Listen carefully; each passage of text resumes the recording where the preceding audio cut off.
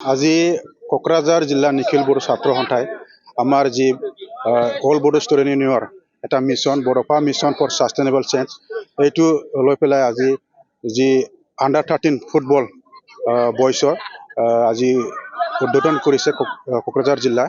ইয়াত মই অংশগ্ৰহণ কৰি পাই নিজকে খুব আনন্দ পাইছোঁ।